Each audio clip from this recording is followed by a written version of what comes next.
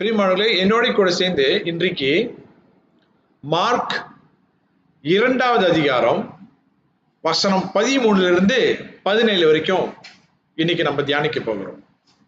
இன்னைக்கு செய்தியோட தலைப்பு என்னன்னு சொன்னாக்கா, கிறிஸ்து பாவிகளே அழைக்க வந்தார், சுய நீதிமான்களே அல்ல. இங்கிலீஷ்ல Christ calls sinners, not the self-righteous. நம்ம கடந்த வாரமாக என்னத்தை பார்த்துக்கிட்டு வரணுமாக்கா, Jesus as the divine king demonstrate his authority over Satan, sin, sinners, word, judgment and sickness. ஆண்டவராகிய இயேசு கிறிஸ்து தன்னுடைய தெய்வீக ராஜாவுடைய குணத்தை அல்ல அதிகாரத்தை சாத்தான் மேல காமிக்கிறத நம்ம பார்த்தோம். பாவத்தை மேல அவர் அதிகாரத்தை நம்ம பார்த்தோம். பாவிகள் மேல அவரோட அதிகாரத்தை நம்ம பார்த்தோம். ஆண்டவருடைய வசனத்தை பிரசங்கம் பண்றதுல அவரோட அதிகாரமா பேசுறத பார்த்தோம். ஆண்டவர் நியாய தீர்ப்பு கொடுக்கறதுல பத்தி அவருக்கு மேல அதிகாரம் இருக்கிறத பார்த்தோம். சீக்கு மேல அவருக்கு அதிகாரம் இருக்கிறத நம்ம பார்த்தோம். மார்க் 2வது அதிகாரத்தை கொண்டு மார்க் 3வது அதிகாரம் வரைக்கும் நீங்க நன்றாக நம்ம வாசித்து வரும்பொழுது, தியானித்து வரும்போது நம்ம என்னத்தை மெயினா பார்க்க போறோம் சொன்னா, conflicts between Jesus and the religious leaders will be increase. இயேசு கிறிஸ்துவுக்கும் இந்த மத தலைவர்கள் பரிசேயர்களும் சரி அல்ல வேத பாதகர்களும் சரி, இயேசுவுக்கும் அவங்களுக்கும் இருக்கிற இந்த ஒரு பிரச்சனை தொடர்ந்து பெருசா ஆகிறத நம்ம பார்க்க போகிறோம். இங்க mark intentionally structure this story to show the growing opposition to Jesus while simultaneously revealing his authority. அப்படினாக்கா மார்க் நமக்கு விசேஷமாக என்னத்தை காமிக்க போறாருனாக்கா, மார்க் சொல்லிட்டு வர்ற ஒவ்வொரு காரியம் எப்படி இயேசு சுவாமிக்கும் மத தலைவர்களுக்கும் இந்த போராட்டம் அது அப்படி பெருசாகிக்கொண்டே வருது. அதே நேரத்துல simultaneously தான் சொல்லுவாங்க, அதே நேரத்துல அவருடைய அதிகாரத்தும் எப்படி அவர் வெளிப்படுத்த போகிறார். நம்ம கடந்த வாரம் பார்க்கும் பொழுது இயேசு சுவாமி திமிர்வாதன சுகம் பெற்றுக்கொள்னு சொல்லாம உன் பாவங்கள் மன்னிக்கப்பட்டது சொன்னாரு. ஆமா தானே? அதுதான் நம்ம பார்த்தோம். அது மெசேஜ் எத்தனை பேர் இருந்தீங்கன்னு எனக்கு தெரியல. பட் இன்னைக்கு நம்ம என்னத்தை பார்க்க போறோம் சொன்னாக்கா, மார்க் 2வது அதிகாரம் வசனம் 13 17 வரைக்கும் Jesus authority to call sinners and make sinners as his people. நல்லா கேட்டுக்கங்க, இதுதான் முக்கியமான பாயிண்ட். இன்னைக்கு இயேசு சுவாமிக்கு ஒரு அதிகாரம் கொடுக்கப்பட்டிருக்கு. என்ன அதிகாரம் என்று சொன்னால், பாவிகளை அழைக்கிறதுக்கு அவருக்கு அதிகாரம் இருக்கு. பாவிகளை அழைக்கிறது மட்டும் அதிகாரம் இல்ல, நல்லா தெரிஞ்சுக்கொள்ளுங்க. The authority to call sinners அங்கேயோட நிப்பாட்டல, அந்த பாவிகளை அந்த sinners அவருடைய ஜனமாக அவருடைய பீப்பிளா அவர் ஏத்துக்க பிரயாசப்படுகிறார். பிரியமானவர்களே, இன்னைக்கு நம்ம 2 கூட்டத்தை பார்க்க போறோம். 2 கூட்டம். நான் வசனத்துக்கு போல உங்களுக்கு இன்ட்ரோடக்ஷன் கொடுக்கிறேன். 2 கூட்டம். This evening we are going to see clearly 2 group of people. Number 1, ஒரு கூட்டம் யார் என்று சொன்னா, those who recognize they are sinners. சில பேருக்கு அவங்க பாவி என்று அறிஞ்சவங்க. இவங்களுடைய குணம்லாம் எப்படி இருக்கும்னு நீங்க தெரிஞ்சு கொண்டாக்கா, they are humble before God. கடவுள் முன்னுக்கு அவங்க தாழ்மையா இருப்பாங்க. Number 2, they will acknowledge their sin. அவங்க பாவத்தை அவங்க அறிந்தவர்களாக இருப்பாங்க. 3வது, they need forgiveness. அவங்களுக்கு பாவ மன்னிப்பு தேவைன்னு சொல்லி அறிஞ்சிடணும். 4வது, they come to Christ for mercy. கிறிஸ்துவ கிட்ட அவங்க வர்ற நோக்கம் ஆண்டவருடைய இரக்கத்தை தேடி வர்ற ஜனமாக இருக்காங்க. இந்த ஜனங்களுக்கு they will receive salvation. அவங்களுக்கு நிச்சயமாக ரட்சிப்பு இருக்கு. இது ஒரு கூட்டம். நமக்கு அடுத்ததாக இன்னொரு கூட்டம் இருக்கு. Those who think they are self-righteous. அப்படி சொன்னாக்கா, யாரெல்லாம் தங்களுடைய சுய நீதியாக இருக்கிறாங்களோ, அவங்களுடைய கேரக்டர் எங்க நீங்க வெளிப்படம் பார்த்தீங்கன்னாக்கா, they proud in their own goodness. அவங்க கிட்ட நல்ல நல்ல கிரிகள் இருக்க, அது அவங்களுக்கு பெருமை தனத்தை கொடுக்கும். இரண்டாவது, அவங்க deny or minimize their sin. அவங்க பாவம் இல்ல, நான் பாவம் செய்யல, என் பாவம் கொஞ்சம் தான், நான் அவன் மாதிரி பாவம் செய்யல, நான் இவன் மாதிரி பாவம் செய்யல, மற்றவங்களை ஒப்பிட்டு பேசுவாங்க. நல்லா கேட்டுக்கங்க, இந்த மாதிரி ஜனம் அவங்களை யார் ஒப்பிட்டு பேசுவாங்கன்னு அவங்களுக்கு இன்னொருத்தவங்களை ஒப்பிட்டு பேசுவாங்க தவிர்த்து கடவுளுக்கு அவங்களை ஒப்பிட்டு பேச மாட்டாங்க. இதுதான் சுயநீதி. எத்தனை கிறிஸ்தவங்க இதுல தெரியாம சிக்கிக்கிட்டு பின்னிக்கிட்டு கிடக்குறாங்க. கேட்டா கிறிஸ்தவன் நிக்கிறாங்க. என்னோட கேள்வி இன்னைக்கு, அவங்க கிறிஸ்தவங்களா? மூணாவது, அவங்க கிட்ட இருக்கிற நீங்க கேரக்டர் பாத்தீங்கன்னாக்கா, trust in their own righteousness. அவங்களுடைய சொந்த நீதிய அதிகமாக நம்புவார்கள். நீங்க நான் மத்தவங்க கிட்ட பேசுற நீங்க எதிர்பார்க்காதீங்க. இன்னைக்கு சபைக்கு இது தேவை. சுய நீதி மேல கம்பீரமாக ஆடுகிறது. நாலாவது, அவங்களுக்கு கிருபை தேவையில்லை. என்ன தேவையில்லை? கிருபை தேவையில்லை. They will reject Christ grace. நான் கர்த்தருடைய வசனத்துக்கு கீழ்ப்படுகிறோம்ல, எனக்கு என்னத்துக்கு கிருபை? எனக்கு தான் சத்தியம் தெரிஞ்சிருச்ச. அவங்களுடைய கிரியை தான் மேனா இருக்கும். பைபிள் வசனத்தை கடைபிடிக்கிறது தான் மேனா இருக்கும். கர்த்தருடைய கிருபை அவங்களுக்கு 1, 2, 10 வச்சா 10வது இடத்துல போய் வச்சிருவாங்க. கிருபையை முதல் இடத்துல வைக்க மாட்டாங்க. இவர்களுக்கு ரட்சிப்பே இல்லை. இவங்களுக்கு நியாயத்தீர்ப்பு தான் வரப்போகுது. தங்களே ஏமாத்திக்குவாங்க. தங்களே ஏமாந்தப்பட்டிருக்காங்க சொல்லி முதலாவது அவங்களுக்கு தெரியாது. அதாவது ஒன்னா சொல்றேன் அப்படின்னா, தங்களே தங்களை ஏமாத்திக்கிட்டு அவங்க மற்றவங்களையும் ஏமாத்துவாங்க. The true sinners will run to Christ for mercy.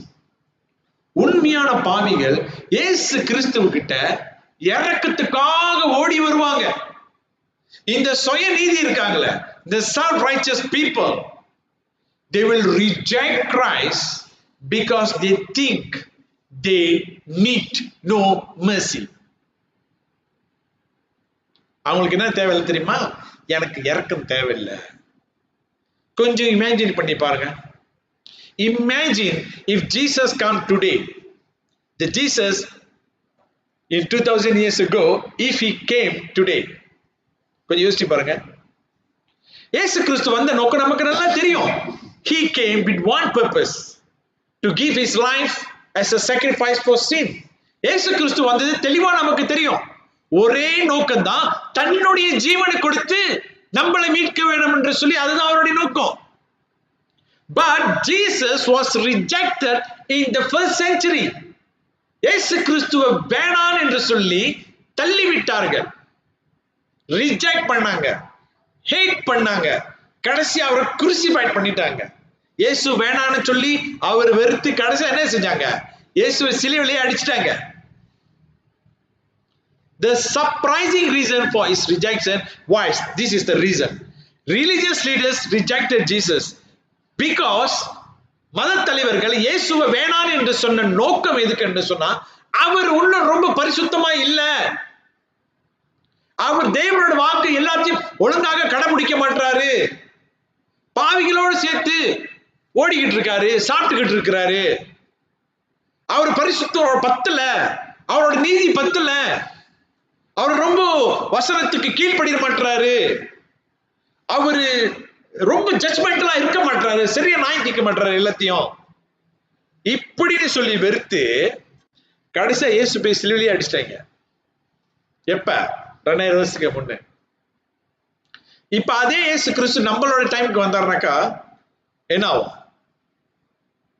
Today's society is so secular and immoral. இப்போ உள்ள ஜனங்கள்லாம் எப்படி இருக்காங்க? ரொம்ப உலகத்துல பறந்து போய் கொண்டு இருக்காங்க. அவங்களுக்கு ஒழுக்கனாலே என்னன்னு இப்போ உள்ளவங்களுக்கு தெரியல. இப்ப இயேசு வந்து பரிசுத்தத்தை பத்தி பேசினாரு வச்சுக்கோமே, மன திருமலை பத்தி பேசுறாரு. இயேசு கிறிஸ்துவ வேணான்னு சொல்லுவாங்க. ஏன் தெரியுமா? ரொம்ப பரிசுத்தமா இருக்கிறாரு,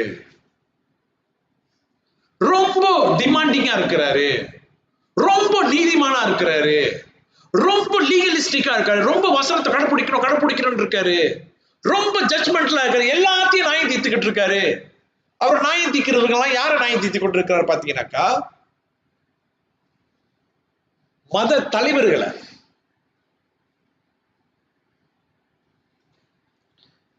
நம்மளோட பார்வையில பரிசேயர்கள் இருந்தாக்கா, இப்ப உதாரணத்துக்கு உங்களுக்கு சொன்னாங்க புரியுதுனாக்கா, ஒரு சர்ச் பிரீஸ்ட், ஒரு கேத்தலிக் சர்ச் பிரீஸ்டா, இல்லாட்டி ஒரு ஆங்கிலிக்கன் சர்ச் பிரீஸ்டா, ஒரு லூதரன் பிரீஸ்டா, இல்லாட்டி பிரஸ்பிரிட்டரியோட எல்டர்ஸா, இல்லாட்டி பேப்டிஸ்டோட பாஸ்டரா, வேற என்ன சொல்லுவாங்க, எல்டரா, இவங்களெல்லாம் கொண்டு வந்து இயேசு பிடிச்சி தாக்கிக்கிட்டு இருந்தாருனாக்கா, இப்போ உள்ள காலகட்டத்தில் என்ன செய்வாங்க? இவருக்கு தான் என்னமோ கோளாறு போல சொல்லி என்ன செய்ய போறாங்க? இதனாலதான் இவரை விருப்பாங்க. அப்ப இங்க என்னதான் நடக்குது? என்ன நடக்குதுங்க? Two different society, two different reaction. In Jesus' time, the society was very religious. புரியுது என்ன சொல்றேன்னு?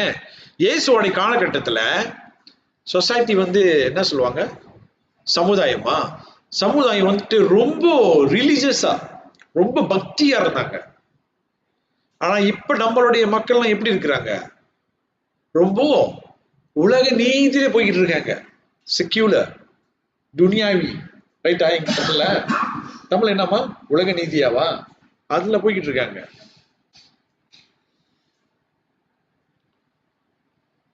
The Jewish leaders hated Jesus because he welcomed and forgave sinners.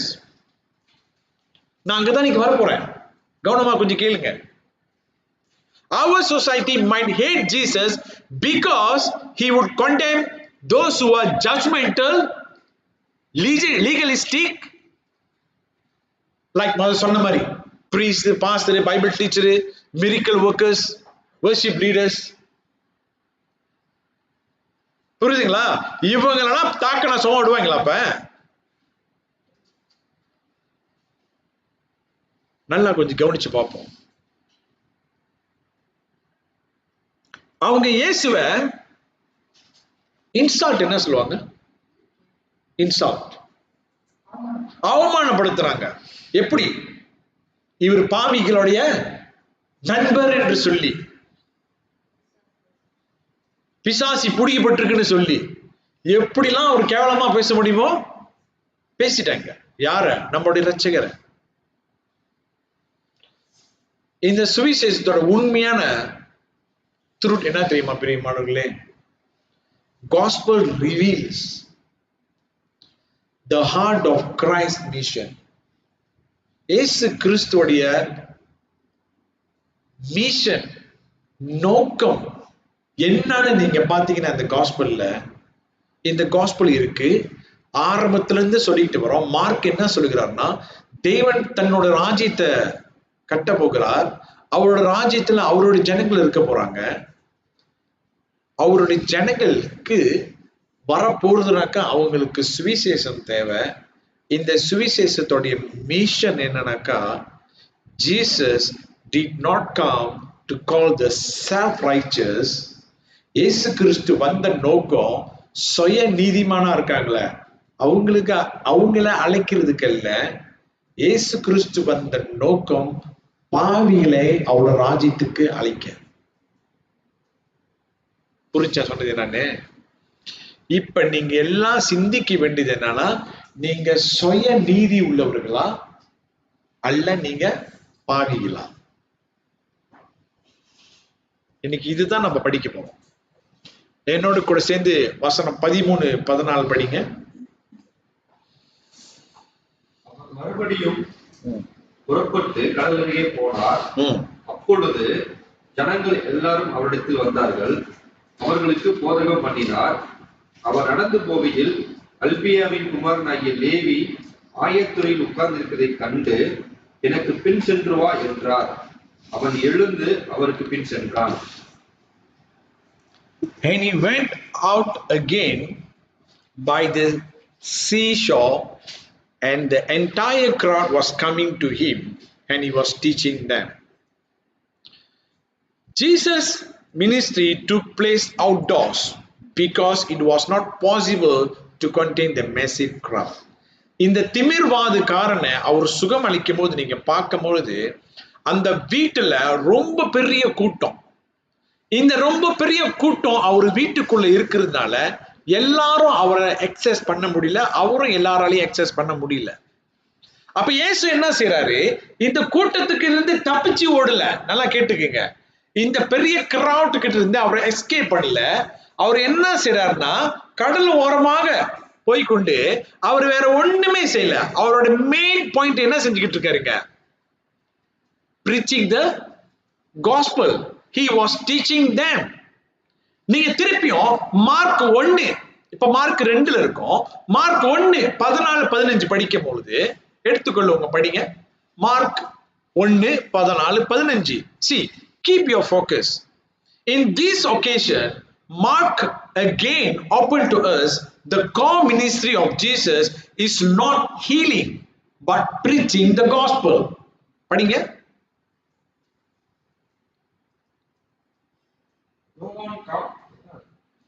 Mark 1 14 15. யோவான் காவலில் வைக்கப்பட்ட பின்பு இயேசு கலிலேயாவிலே வந்து தேவனுடைய ராஜ்யத்தின் சுவிசேஷத்தை பிரசங்கித்து, காலம் நிறைவேறிற்று, தேவனுடைய ராஜ்யம் சமீபமாயிற்று, மனம் திரும்பி சுவிசேஷத்தை விசுவாசியுங்கள் என்றார். நல்லா பாத்தீங்களா, ஆரம்பத்துல இருந்து மார்க் இதுதான் சொல்லிக்கிட்டு வர்றாரு. நம்மளுடைய போக்கஸ் வந்துட்டு ஹீலிங்க்கு போவாதீங்க, அது வந்து அவருடைய வேலிடேஷன். என்ன வேலிடேஷன்? இயேசுதான் மெய்யான மெசியா என்று. ஆனா அவரோட முக்கியமான பாயிண்ட் என்னன்னாக்கா, சுவிசேஷத்தை என்ன செய்யணும், பிரசங்கம் பண்ணணும். That is his core ministry. அதான் அவரோட முக்கியமான ஊழியம். மார்க் மறுபடியும் இங்க சொல்றாரு திருப்பியும். எங்க எது முடிஞ்சு நல்லா கேட்டுக்கிட்டீங்களா? நீங்க நல்லா அந்த ஃப்ளோ பண்ணணும் தெரியுமா? நீங்க பாத்தீங்கன்னா இந்த திமிர்வாதனை என்ன செய்தார், அவரு சுகம் அளிச்சுட்டு இப்ப திருப்பி வந்துட்டு எல்லாம் வாங்க நான் சுகம் அளிக்கிறேன், அப்படி அது அவர் ஃபோக்கஸ் பண்ணல. அவர் ஃபோக்கஸ் பண்றது நீங்க பாத்தீங்கன்னா இந்த காஸ்பல் தான் தொடர்ந்து என்ன செய்யறாரு, பிரசங்கம் பண்ணிட்டு வர்றாரு. 14வது வசனத்தை பார்க்கும்போது, and he passed by, he saw Levi the son of Alphaeus sitting in the tax office, and he said to him, follow me. He stood up and followed him. இங்க எவ்வளவு பெரிய சத்தியம் அடங்கி இருக்குன்னு கவனமா கேளுங்க, கொஞ்சம் கவனமா கேளுங்க. இயேசு பிரசங்கம் பண்ணிக்கிட்டு இருக்கிறாரு. இயேசுடைய ஹெட் குவார்டர்ஸ் தான் வந்து இந்த கெப்பர்னியம். இயேசு பல அற்புதம் இங்க செய்திருக்கிறாரு, பல நாள் இங்க ஊழியம் செய்திருக்கிறாரு.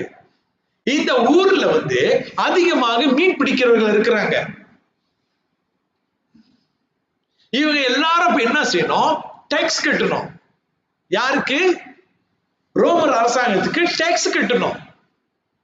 இங்க இயேசு செஞ்சுக்கிட்டு இருக்க இந்த ஊழியமானது, இந்த மெத்தியூ, இந்த லேவி யார் என்று சொன்னா இவருக்கோட இன்னொரு பேர் என்னக்கா மெத்தியூ.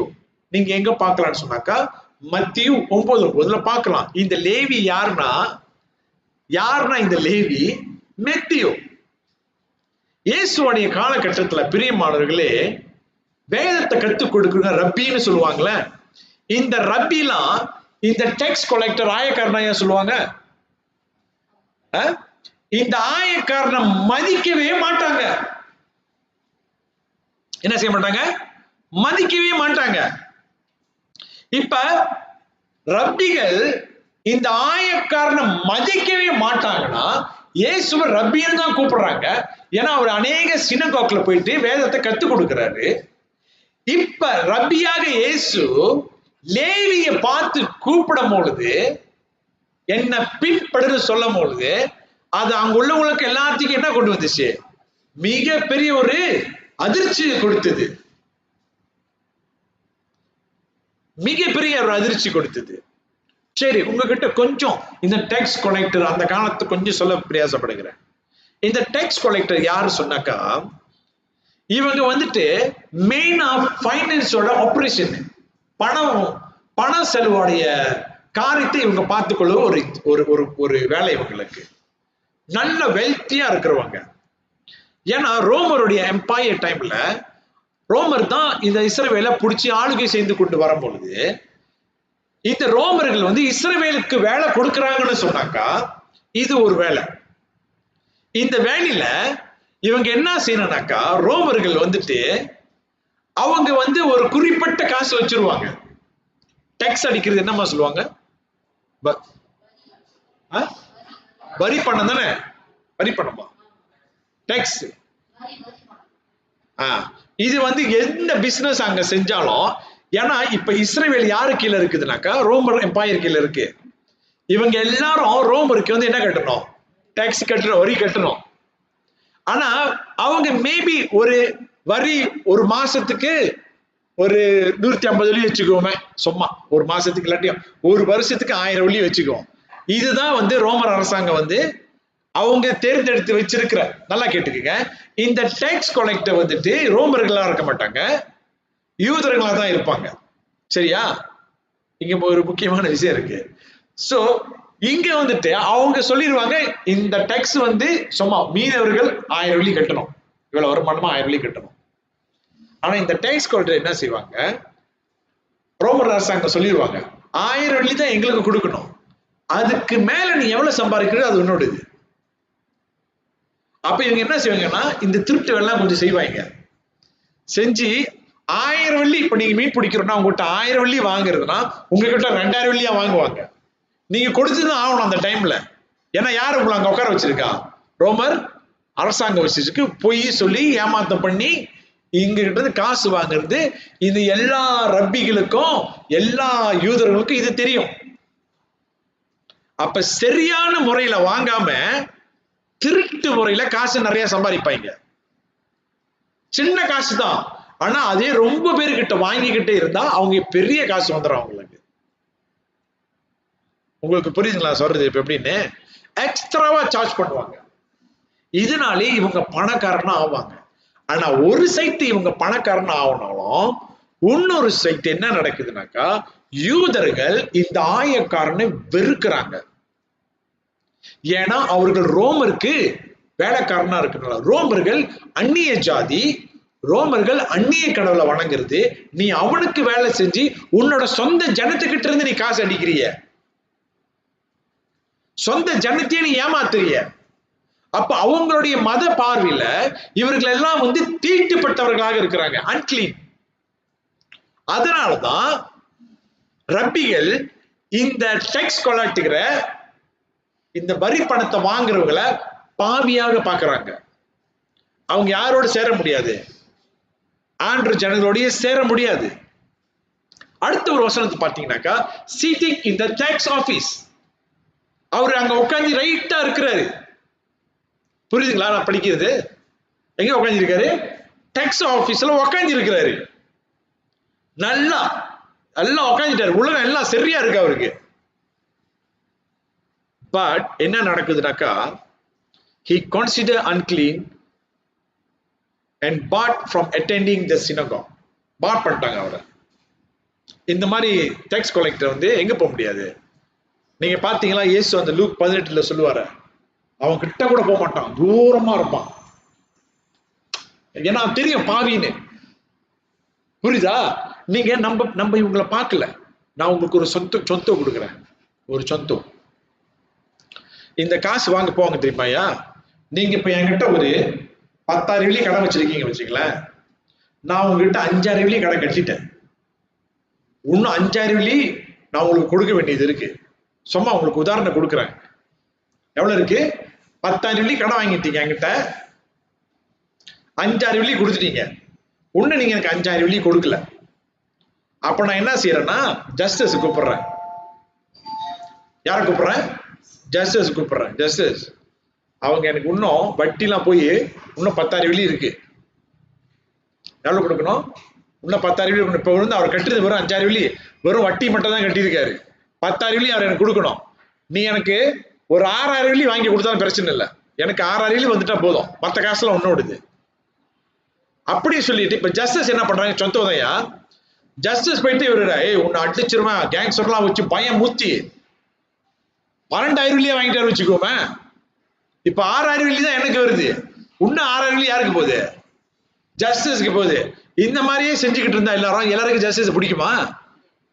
ஜஸ்டிஸ் பார்த்தாலே அந்த சாம்பார்லாம் அப்படின்னு ஒரு ஜஸ்டிஸ் வச்சுட்டீங்களா? சொத்து தானையா? இந்த மாதிரியே பண்ணிட்டு இருக்கோம். யாருக்கா பிடிக்குமா? சபிக்க மாட்டாங்க. சபிப்பாங்களா சபிக்க மாட்டாங்களா? சபிச்சு தள்ளுவாங்க. இப்படிதான் லேவியோட குணம், இப்படிதான் பார்த்தாங்க. புரிஞ்சுக்கலாம் உங்களுக்கு? இப்ப லேவி குரங்கா தெரியுதா? பணம் இருக்கிற இடம், நல்லா சம்பாதிக்கிற இடம். ஆனா இயேசு அவனை பார்த்து சொல்றாரு, and he said to him, Tamil எப்படியா போட்டிருக்கு?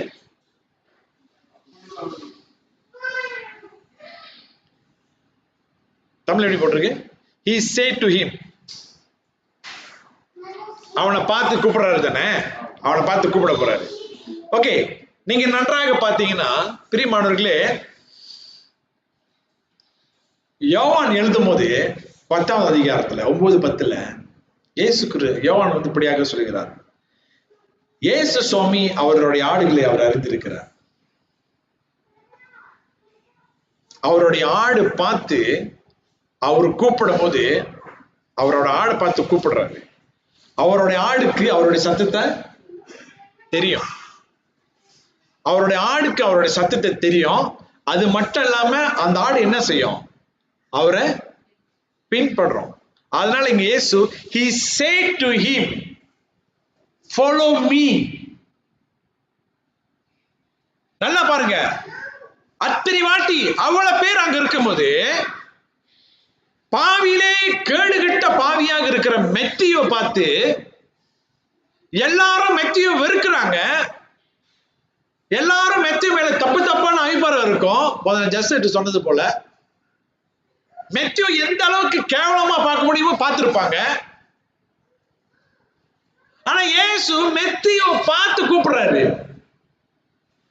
follow me.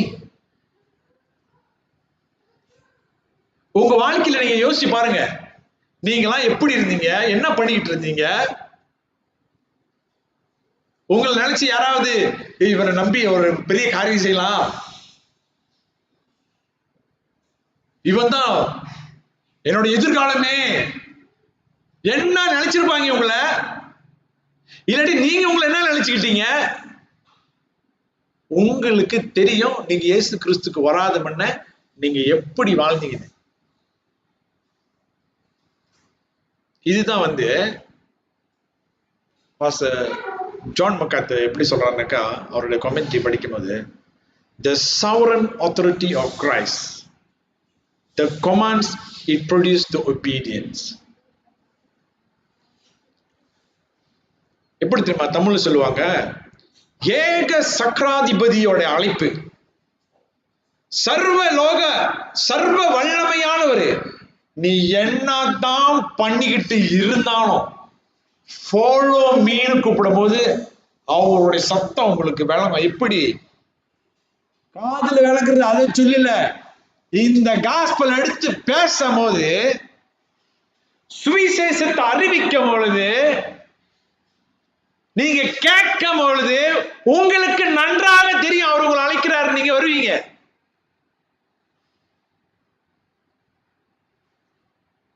The sheep, my sheep will hear my voice and they will follow me. அங்கே உட்கார்ந்துகிட்டு இருக்க மாட்டாங்க. அவருடைய ஆடு அவருடைய சத்தத்தை கேட்கும், அவரை பின்படுவாங்க. இங்க நம்ம பார்க்கும் பொழுது அவர் வெறும் கேட்டுட்டு பேசாம நின்றாரா, கீழ்ப்படிஞ்சாரா? நீங்க பார்க்கும் பொழுது என்னோட கூட சேர்ந்து லூக் அக்கவுண்ட் படிப்போம். லூக் 5வது அதிகாரம் 28வது வசனத்தை படிங்க. Look 5:28. Levi immediately leave the tax booth, showing the power of Christ's call. எப்படி உடனடியாகவே விடுறாங்க. அதே போலதானே இன்னொரு வசனத்தை நீங்க பார்க்கும் பொழுது இயேசு முதல்ல படிங்க, லூக் 5:28 படிங்க. அதுக்கு முன்ன படிங்க. அவன் புறப்பட்டு ஆயத்துறையில் உட்கார்ந்திருந்த லேவி என்னும் பேருடைய ஒரு ஆயக்காரனை கண்டு எனக்கு பின் சென்று வா என்றார். அவன் எல்லாவற்றையும் விட்டு இருந்து அவருக்கு பின் சென்றார். பாத்தீங்களா? இங்க லூக் என்ன சொல்றாருன்னா, பாருங்க, ஹலோ கேளுங்களா, எல்லாத்தையும் விட்டுட்டு வந்துட்டாரு. யோசிச்சு பாருங்கப்பா, பணம் கொற்றோ ஒரு கொட்டை இடத்துல எல்லாத்தையும் விட்டுட்டு வருவாங்களா? எல்லாத்தையும் விட்டுட்டு வந்துட்டாரு. சரி, இதே மார்க் கொஞ்சம் எக்ஸசைஸ் பண்ணுவோம். மார்க் 1:17 படிங்க. 17-18.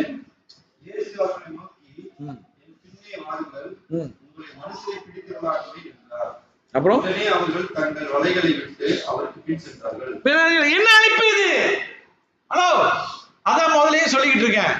அவரோட அழைப்பு பாத்தீங்களா என்ன மாதிரி அழைப்புன்னு? அவரோட அழைப்புல என்ன இருக்கு? அவரோட அழைப்புல என்ன இருக்கு? முதல்ல சொன்னேன், அதிகாரம் இருக்கு. ஃபாலோ பண்றீங்களா என்ன?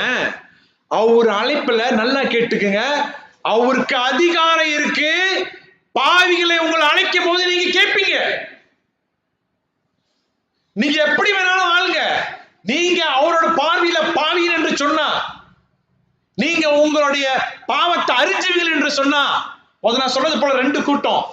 இந்த முதல் கூட்டம், நீங்க அந்த கேட்டகரினா உங்களை அவர் அதிகாரத்தோடு அழைப்பாரு, நீங்க வருவீங்க.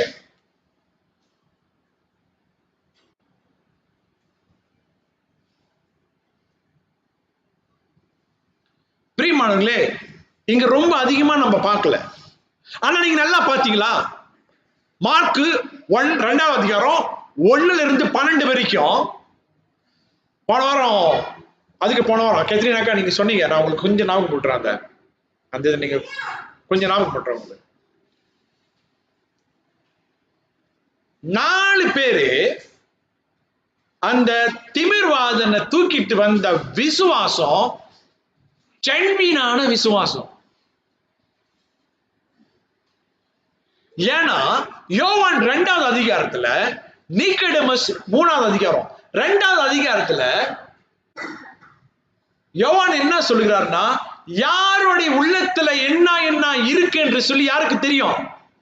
ஆண்டவருக்கு தெரியும். அதனால தான் நிக்கோதேமஸ் ஆண்டவராகிய இயேசு கிறிஸ்து ராத்திரி வந்து பார்க்கும் பொழுது ஒண்ணுமே கேட்கல. நிக்கோதேமஸ் பார்த்து அவரே சொல்றாரு, நீ மறுபடியும் பிறக்கலன்னா நீ பரலோகத்துக்கு வர முடியாதுன்னு. நிக்கோதேமஸ் வேற ஒண்ணுமே பேசல. ஏன்னா நிக்கோதேமஸ் உள்ளத்துல இருக்கிறது யாருக்கு தெரியும்? இயேசு கிறிஸ்துவுக்கு தெரியும். அதுதான் அதுக்கு போன வாரம் உங்ககிட்ட சொன்னேன். இந்த 4 பேருடைய விசுவாசமும் அந்த திமிர்வாதனுடைய விசுவாசத்தையும் தேவன் அறிந்திருக்கிறார். அது ஜென்வீனான ஒரு விசுவாசம். அதனால தான் சுகம் பெற்றுக்கிற சொல்லாம என்ன சொன்னாரு? உன் பாவம் மன்னிக்கப்பட்டு சொன்னாரு. இன்னைக்கு அதுதான் நானும் உங்ககிட்ட சொல்றேன். நல்லா கவனமா கேளுங்க. இந்த காஸ்பல் மார்க் 1-2 தொடர்ந்து நம்ம படிக்கும் பொழுது இங்க மெயின் பாயிண்ட் வந்து மிரிக்கல் இல்ல. இங்க மெயின் பாயிண்ட் வந்து உங்களுக்கு ரட்சிப்பு. இந்த காஸ்பல்ல உங்க பாவங்கள் மன்னிக்கப்படணும். உங்களோட விசுவாசம் ஜென்வீனா இருக்கணும். புரியுதா? என்ன சொல்ல வந்தேன் போன வாரம்? அதுதான் நான் சொல்ல வந்தேன். இயேசு வந்துட்டு 2 செய்யறாரு, நல்லா கவனிக்கணும் நீங்க.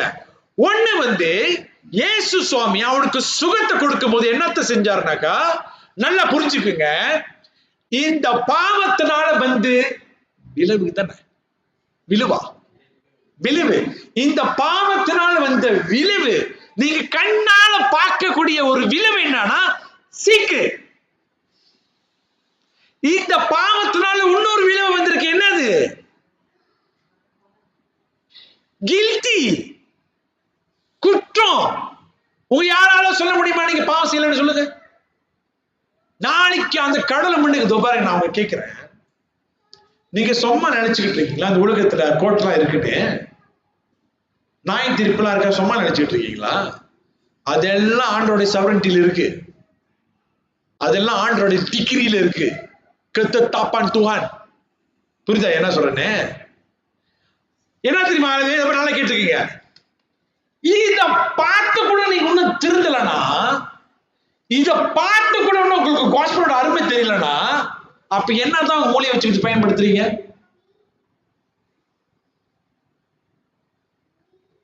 எத்தனை பேர் இங்க பண்டுவன் ஆயிரம் கூட பேசிருக்கீங்க?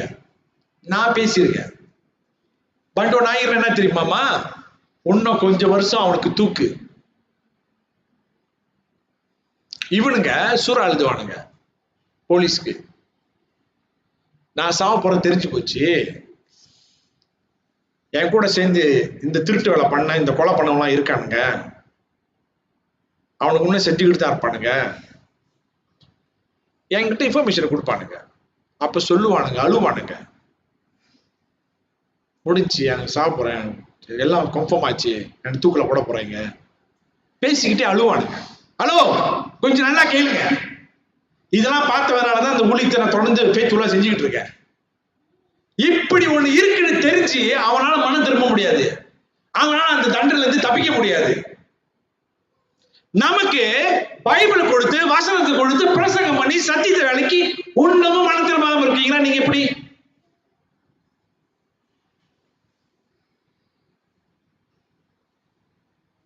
ஒன்னும் எனக்கு மிரிக்கல் வேணும், இது வேணும், எனக்கு இது பிரச்சனையா இருக்கு, ஒன்னும் அந்த பிரச்சனையா இருக்கு. உன் மண்டியில என்னதான் வச்சிருக்க நீ? இங்க சத்தியத்தை பத்தி பேசிக்கிட்டு இருக்கோம்.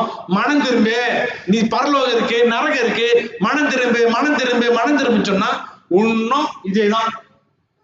இது அது, இது அது. ரட்சிப்பு உங்களுக்கு பெருசாவே தெரியல. அப்பனா இந்த காஸ்பல் அப்பனா என்ன தெரியுமா சொல்லுவேன்? இந்த காஸ்பல உங்களுக்கு ஒண்ணும் தெரியல. தெரிஞ்சா miracle miracle miracle, healing healing healing, blessing blessing blessing, இதுக்கு போக மாட்டீங்க. பொய்யான சாட்சி சொல்ல மாட்டீங்க. நான் மனம் திரும்பி இருக்க பொய் சாட்சி சொல்லி உங்கள்கிட்ட நீங்க சொல்றேன், கூட்டி பேசியிருக்கேன். எப்படி தெரியுமா? முன்ன போனவங்களாம் அவங்களோட சாட்சி சொல்லும் போது ஆண்டு இப்படி பேசினார் அப்படி பேசினார் சொல்லி, நான் சாட்சி சொல்லும் போது கூட்டுவேன் கொஞ்சம். அதுல இருந்து மனம் திரும்பி இருக்கேன். ஏன்னா பைபிள் படிச்சிருந்தா தெரிஞ்சு இது பொய், இதோட நிப்பாட்டிடு மார்க்கஸ்ன்னு. நான் மனம் திரும்பினேன். முன்ன எல்லாத்துக்கும் சொல்றேன், ரெக்கார்ட் பண்ணிட்டு வரேன். நீங்க தொடர்ந்து அந்த பாவத்தை செஞ்சுக்கிட்டு இருக்காதீங்க. கர்த்தரோட வார்த்தை தான் முக்கியம். நிப்பாட்டிடுங்க. உங்ககிட்ட நான் ஒப்பு கொடுத்துறேன். ஏன்னா நீங்க வளர்ந்து வளர்ந்து நீங்க வளரலன்னா அப்ப நீங்க என்ன செஞ்சுக்கிட்டு இருக்கீங்க? நான் இங்க இருந்து பற்றா தொடரணும், நான் உங்களுக்கு நல்ல அன்பு காட்டுறேன், ஆனா சத்தியத்தை நான் கண்டிப்பா தான் பேசுவேன்.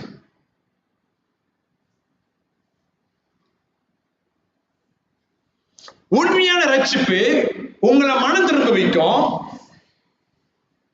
பாண்டிங் சீன், பாவத்திலிருந்து ஒழுங்கி ஒடியாந்துருவீங்க. யாரு கீழே வந்து வளர பிரியாசப்படுவீங்க சொன்னாக்கா, living under his authority and following him, அவரோட அதிகாரத்துக்கு கீழே இருக்குதான் நீங்க பிரியாசப்படுவீங்க, அவரை பின்பற்றதான் நீங்க ஆசைப்படுவீங்க. நல்லா யோசிச்சு பாருங்க. நீங்க உண்மையாவே ரட்சிக்கப்பட்டீங்கன்னா, பவுல் சொல்லுகிறாரு 2 கொரிந்தியர் எடுத்துக்கொள்ளுங்க 5:17, 2 கொரிந்தியர் 5:17 நல்லா கேட்டுக்கங்க. ரட்சிக்கப்பட்டீங்க நீங்க, உங்களை சோதித்து பார்க்க வேண்டும், நான் என்னை சோதித்து பார்க்க வேண்டும். ரட்சிக்கப்பட்ட நமக்கு ஆண்டவர் புது சிருஷ்டி ஆக்கி இருக்கிறாரு. படிங்க அத.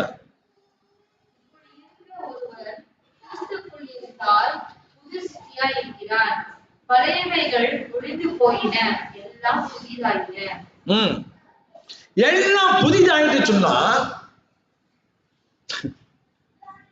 எப்படியா கஷ்டப்படுறீங்க அவரை பின்பற்றதுக்கு? அதாவது நான் சொல்ல வரல தெரியுமா, நம்ம பாவமே செய்ய மாட்டோம், நான் அப்படி சொல்ல வரல. நம்மளுடைய லாங்கிங் எங்க இருக்கு? நம்மளுடைய லாங்கிங் என்ன சொல்லுவாங்க? விருப்பமா?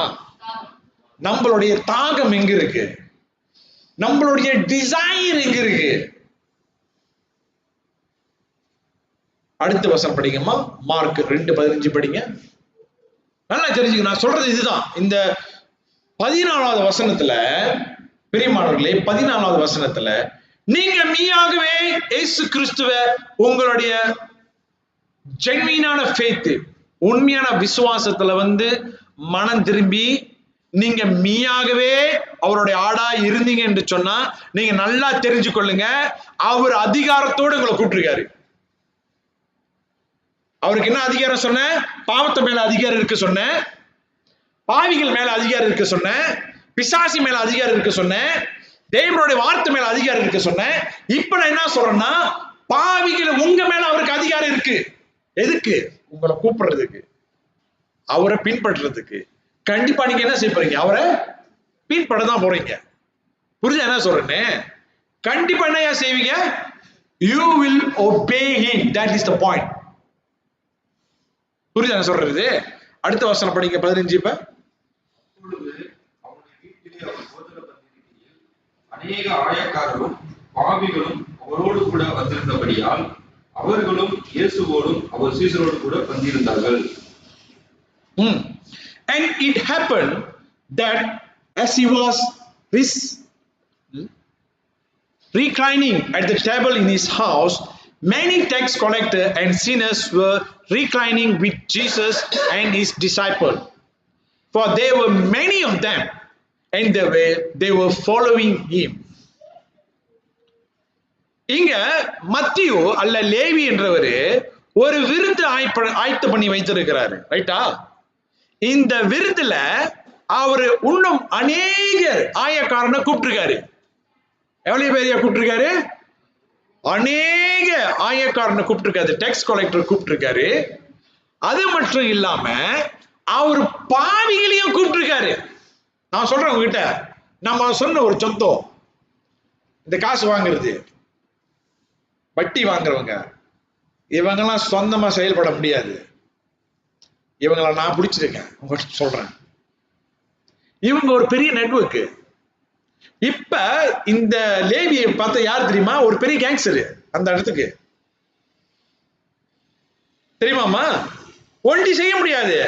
டேக்ஸ் புக்ல உட்காந்து ஆள் அனுப்பணும், கேங்ஸ்டர் வேணும், அவன்கிட்ட போய் காசு வாங்கிடுவான், மிரட்டணும். இப்ப இவங்க கிட்டலாம் அடுத்து இவங்களை என்ஜாய் பண்ண வைக்கிறதா, பக்கத்துல ப்ரோஸ்டிடியூட் இருக்கணும், விபச்சாரி இருக்கணும், மஜா பண்றதுக்கு. ரைட்டா நான் சொல்ற வார்த்தை? புதுசா பாக்குறீங்க, எவ்வளவு கேள்விப்படாத மாதிரி மஜா. அதுக்கு மேல பறப்பாங்க எல்லாம். ராத்திரினா என்னது? அங்க பாத்தீங்களா, ஜெயினியன் 2 இடத்துல ஆடுறாங்க. இதுதான் அவங்களுடைய வாழ்க்கை. என்ன சொல்ல வர அப்படின்னா, இங்க சுத்தி யார்? எல்லாம் பாவி. இன்னைக்கு பாவியை கேவலமா பார்க்காதீங்க பிரியமானவர்களே, அவங்க ரட்சிக்கப்படலாம். அதனாலதான் ஆரம்பத்துல இருந்து சொல்றேன், பாஸ்டர்னா தூக்கி மேல வைக்கிறது. புரியுதா? இந்த ஜிராக்ல இதெல்லாம் நடக்கவே கூடாது. நம்ம எல்லாருமே பாவி. இங்க இருந்து நான் பேசுற வரைக்கும் ஆண்டவர் எனக்கு அதிகாரம் கொடுத்திருக்காரு, அவருடைய வசனத்தை பேசுறதுக்கு தான். அங்க போயிட்டு நீங்க என்ன ஏசுவாங்களா நான் வாங்கிக்குவேன். ஆனா போலீஸ் ஸ்டேஷன்ல வந்தீங்கன்னா நான் ஏசுனா நீங்க வாங்கிக்கங்க. Okay, the significance of the table fellowship in Jewish culture. இது என்ன தெரியுங்க பார்க்கணும்னா, உங்களுக்கு கொஞ்சம் ஹிஸ்டாரிக்கல் கான்டெக்ஸ்ட் தெரியணும். தமிழ் என்ன ஹிஸ்டாரிக்கல் கான்டெக்ஸ்ட்? சரித்திரபூர்வமான அமைப்பு தெரியணும். இந்த டேபிள் பாருங்க, இதெல்லாம் நீங்க எழுதல, சரியான ஊக்கி. ஏன்னா இந்த கை வழியில இதெல்லாம் நான் செஞ்சேன் தெரியுமா? நீங்க எழுதலனாலும் பரவாயில்ல, என்ன செய்யுங்க, மண்டியில் எழுதிக்கீங்க, இல்லாட்டி சேமனு கேளுங்க. ஓகே, யாரும் நம்ம இந்த மாதிரி யோசிச்சிருக்க மாட்டோம்.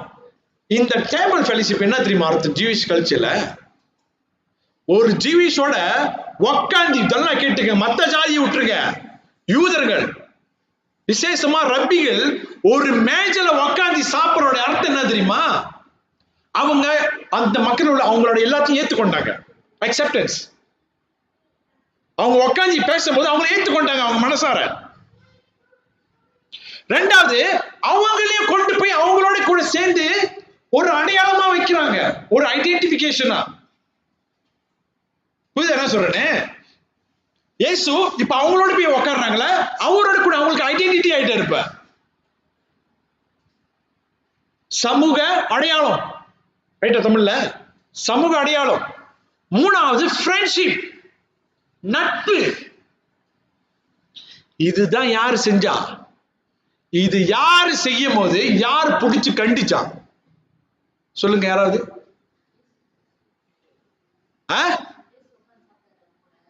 இல்ல நம்ம கொஞ்சம் இயேசு காலம் முடிஞ்சு யாரையா சொன்னீங்க? பீட்ரு. பவுல் என்ன செஞ்சாரு? நீ ஒரு யூதனா இருந்தாலும் அந்நிய ஜாதி போல வாழ்றன்ட்டாரு. ஏன்னா யூதர்களுக்கு அந்நிய ஜாதியோடையோ அல்ல பாவிகளோடய உட்கார்றதுக்கு என்ன இருக்காது, பங்கே இருக்காது. ஆனா இங்க இயேசு உட்கார்ந்து இருக்காரு. நீங்க நல்லா பாருங்க, நம்மளாம் யாரு? நாளைக்கு யாரு கூட நம்ம உட்காந்து பங்கா பங்கு? ஏமா சிரிக்கிற? நானு பண்டி நான் சொல்றேன், இது சிரிச்சாலே எனக்கு பயம்.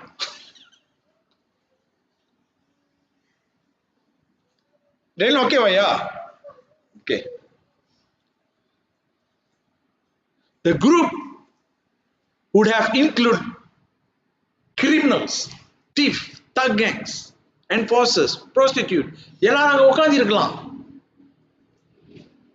இது ஏன்னா இது இவங்களோட நெட்வொர்க் எனக்கு தெரியும். கொண்டா நிலுக்கு பாஸ் பண்ணி.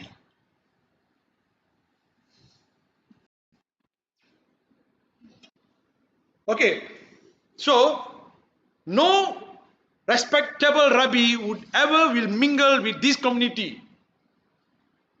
மதிப்புக்குள்ள ஒரு ரப்பி இந்த மாதிரி சமுதாயத்து கூட உட்கார மாட்டாங்க. ஆனா இயேசு உட்கார்ந்து இருக்காரு. இயேசு உட்கார்ந்து இருக்காரு. உங்களுக்கு தெரியுமா, லேவியை கூப்பிடுற முன்பாக சில கமெண்டரி 4 டிசைபிள் அவர் கூட இருக்கிறாங்க, சில கமெண்டரி 6 டிசைபிள்ன்றாங்க. எனக்கு ஆனா இருந்தாங்க டிசைபிள். ஓகே, பேதுரு, ஆண்ட்ரூ, ஜேம்ஸ், ஜான் இவங்களாம் இருந்தாங்க. அடுத்தது ஜாயின் பண்றது யாருனாக்கா மேத்யூ. ஓகே, நம்ம இங்க இன்னொரு காரியத்தை என்னத்தை பார்க்க முடியும் சொன்னா பிரியமானவர்களே, இந்த பார்ட்டி என்ன சொன்ன தமிழ்ல விருந்து. இந்த விருந்து மத்திய வீட்டுல நடக்குது சொன்னா ப்ராபபிலி மத்தியோட வீடு பெரிய வீடா இருக்கும். தெரியுதுங்களா உங்களுக்கு?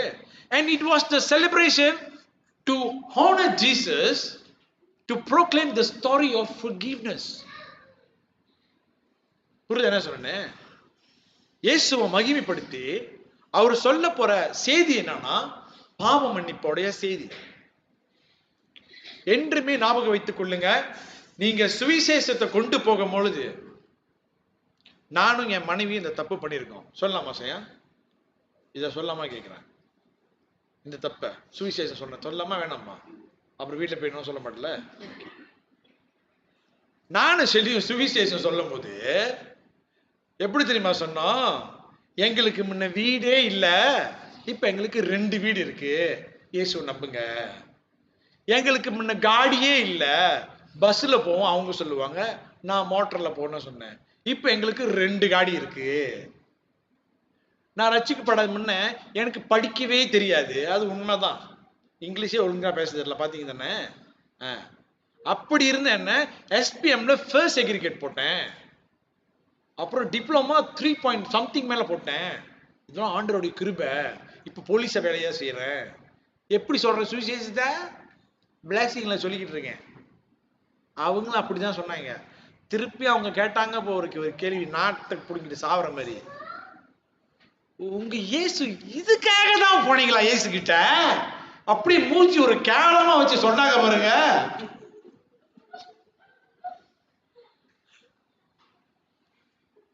அப்பதான் வீட்டுல நாங்க 2 பேரும் அமைதி ஆயிட்டோம். 2 பேரும் என்ன சொல்றது தெரியல. சுவிசேஷம் சொல்லும் போது பாவம் மன்னிப்பை பத்தி பேசுங்க. இயேசு நம்மளுடைய இரட்சகர், நம்ம பாவத்தை மன்னிப்பாரு. ஆக மொத்தத்துல சுவிசேஷத்தை, உண்மையான சுவிசேஷத்தை எடுத்து சொல்லுங்க. நீங்க சொல்லுங்க தம்பி, நான் சொல்றேன். இன்னைக்கு உங்களோட பிளைட்ல போயிட்டு சொல்லுங்க. நாளைக்கு சர்ச்சில் ஞாயிற்றுக்கிழமை ஒரு கூட்டம் வைக்கிறோம், உங்களோட சீக்க எல்லா பேரும் சொல்ல நாளைக்கு நிறைஞ்சிருங்க. அப்புறம் ஒரு இன்னொரு சொல்லிடுறேன், சீக்கிரம் நல்லா போல வச்சுங்களேன், கடன் தீர்ல வச்சு நீங்க செத்தீங்க, அங்க உங்களை பிடிச்சி உயிர் வாங்கிடுவாங்க. புரியுதா? தெளிவு இருக்கணும் சுவிசேஷ அறிவிப்புல. So the goal of the gospel is not about the miracle or healing, it is about the forgiveness of sinners sin. பாவிகளுடைய பாவங்கள் மன்னிக்கப்படும். அதுதான் நான் சொன்னேன். பரலோகத்தில் இருக்கிறவன் பாவிதான், ஆமாவா இல்லையா? நரகத்தில் இருக்கிறவனும் பாவிதான். அப்ப எப்படி இந்த பாவி நரகத்துக்கு போறான், அந்த பாவி பரலோகத்துக்கு போறான்? ஒரே ஒரு வித்தியாசம் என்னன்னா, அந்த பரலோகத்தோட பாவியோட பாவம் மன்னிக்கப்பட்டுச்சு. இத விட்டுட்டு கண்டதெல்லாம் நீங்க போய் சொல்லிக்கிட்டு இருக்கீங்களா? வருவாங்க போயிருவாங்க, அந்த 4 விதை இருக்க, 4 விதை, அந்த 3 விதை கதை தான். சுவிசேஷம் போது வராங்க, புஷ்குன்னு காணாம போயிடுறாங்க, வராங்க திடீர் பிட்டார் குடீர் பிட்டர்னு ஏறுவாங்க. என்னவா டே ஏறுவாங்க, நாளைக்கு ஜபம் இருக்கு, நாளைக்கு பைபிள் படிக்கணும், ப்ரே பண்ணணும், புட்டு புட்டு புட்டு ஏறுவாங்க, அட்ரஸ் எல்லாம் போயிடுவாங்க. அப்புறம் சில பேரு வளருவாங்க, நல்லா பைபிள் தெரியும், நல்லா படிப்பாங்க, வாழ்க்கையில பார்த்தா ஒரு கனி கூட இருக்காது. 4வது உளம் வளரும், கனியும் கொடுக்கும். Matthew might share this testimony, and Jesus personally interact with the Matthew friends. They were sinners, need of God's grace. அவங்க பாவிகள், தேவனுடைய கிருபை அவங்களுக்கு தேவைப்படுகிறது. பிரியமானவர்களே, இந்த வசனத்துக்கு கடைசி வசனத்துக்கு போகாத முன்ன இன்னும் 2 வசனம் போகும்போது இந்த வசனம் சொன்ன என்ன ஆசைப்படுறேன்னாக்கா, the Messiah himself, இயேசு கிறிஸ்துவே என்ன செய்கிறார்னா, அந்த கிருபைய யாரெல்லாம் அவரை விசுவாசிக்கிறாங்களோ அந்த கிருபை எல்லாரும் அவங்களுக்கு சேரும். பாவ மன்னிப்பு அவரை நம்பி வர்றவங்களுக்கு எல்லாத்துக்கும் உண்டு. ஓகே, 16வது வசனம் படிங்க. அவர் ஆயக்காரரோடும் பாவிகளோடும் போஜனம் பண்ணுகிறதை வேத பாரகரும் பரிசேயரும் கண்டு அவருடைய சீசரை நோக்கி, அவர் ஆயக்காரரோடும் பாவிகளோடும் போஜனம் பானம் பண்ணுகிறது என்னவென்று கேட்டார்கள். பாருங்க, Pharisees were externally moral. இந்த பரிசேயர்கள் வெளி தோற்றத்துல ஒழுக்கமானவர்கள், ஆனா ஆவிக்குரிய நீதியில மரித்தவர்கள், தங்களையே ஏமாற்றிக்கிறவர்கள். The scribe and the Pharisees asked, why does he eat with the tax collector and sinners? இந்த பரிசேயர்களும் வேதபாரகர்களும் கேட்கிற கேள்வி என்னன்னா, ஏன் இவரு பாவிகளோடு உட்கார்ந்து பந்திக்கிற போஜனம் பண்ணுகிறார்? வித்தியாசம் இருக்கணுமே, ஏன் இவர்கிட்ட வித்தியாசம் இல்ல? ஏன்னா யூதர் பரிசேயர்களுடைய சிந்தனையில, in Pharisees thinking, association with sinners could lead to ritual contamination. இந்த பாவிகளோடு இருந்தா அவங்களுக்கு தீட்டுப்பட்டவர்களாக காணப்படுகிறார்கள். உண்மையான நீதிமான்னா இவர்களோடு பிரிந்திருக்க வேண்டும். நல்லா கேட்டுக்கொள்ளுங்க. பவுல் அழகாக சொல்லுகிறார். என்ன ஃபாலோ பண்றீங்களா? பவுல் என்ன சொல்லுகிறார்னாக்கா, ரோமர் 5வது அதிகாரத்துல கொஞ்சம் எடுத்துட்டு போறேன் உங்களுக்கு, கொஞ்சம் தூரமா, ஏன்னா உங்களுக்கு புரிய வைக்கிறது. ஏன்னா நீங்க இந்த பல ஆழமான சத்தியம் உங்களுக்கு ரொம்ப தெரியாதனால நான் கொஞ்சம் உங்களுக்கு அங்கங்க கொண்டு போக வேண்டிய நிலைமை வருது. ஓகே, நீங்க நல்லா பாத்தீங்கன்னா ரோமர் 5ல 6வது வசனம் 7வது வசனம் 8வது வசனத்துல சிம்பிளா சொல்றதுனாக்கா, நல்லா எடுத்துக்கங்க, பிரச்சனை இல்லை. ரோமர் 5, 6, 7, 8ல பார்க்கும்போது பவுல் என்ன தெரியுமா சொல்லுகிறார்? இயேசு கிறிஸ்து மரித்தது ஒரு நீதிமான்களுக்கு அல்ல. இயேசு கிறிஸ்து மரித்தது யாருக்கு என்று சொன்னா, ungodly. தமிழ் எப்படி போட்டிருக்கு, படிக்க முடியுமா?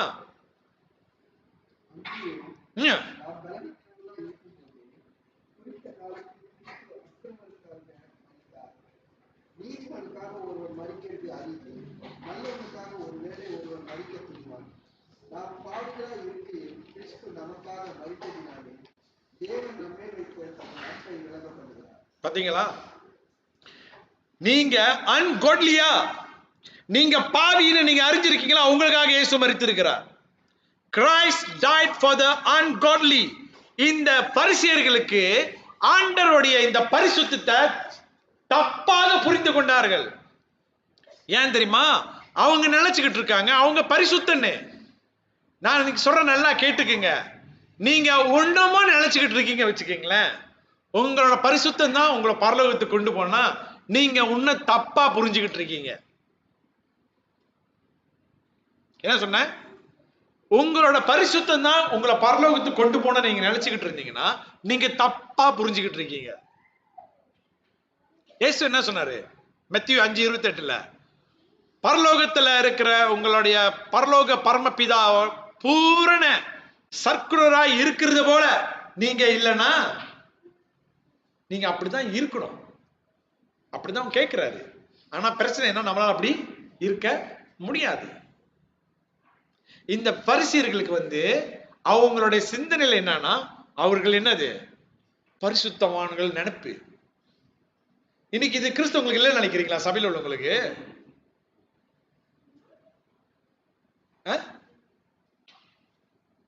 நான் பார்த்திருக்கேன். அந்த மாதிரி தெரியல, நான் பார்த்திருக்கேன். The Pharisees thought the holiness mean avoiding sinners. அவங்க சேரக்கூடாது. இப்படி நான் அவன் மாதிரி இல்லை, நான் அவன் பாவம் செய்யற மாதிரி செய்யல, நான் இவன் மாதிரி இல்லை. யார் யாடின்னு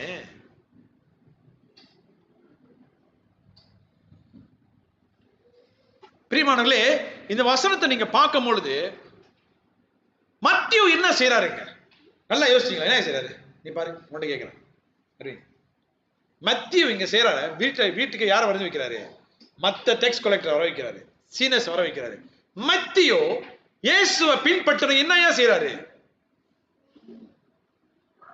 புரியலையா? ஒண்ணும் பண்ணலையா? என்னக்கா ஒண்ணும் பண்றீங்க?